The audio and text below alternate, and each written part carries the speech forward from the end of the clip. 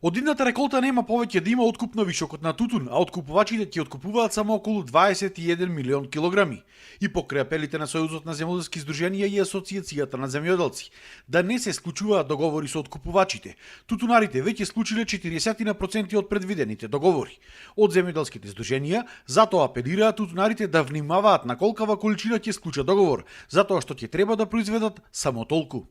За секое склучување на договор во најкраток рок да и бара договорите за да зна колку тутун да сада, да не дојде в година со истите проблеми и истите последици што имаме. Да знаеме кој колку тутун да произведуваме. И мене ми е жал, нека водат рачун колку договори че има, толку нека посеат. Инаку за остало тутун нема да има никаква одговорност. Државата. Вчера собранието ги усвои измените на законот со кој што се продолжува откупот на тутунот до 31 март.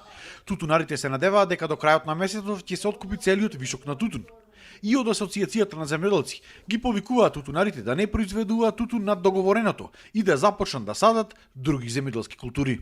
Оние тутунопроизводители кои што не може да засадат доволно количина на тутун, да се преобразат. И од Сојузот на земјоделски здруженија и од Асоцијацијата на земјоделци повикуваат утрешниот штрajk на тутунарите со блокада на патот Прилеп-Скопје да се ставил во умирување, затоа што проблемите според нив ќе се решеле за брзо.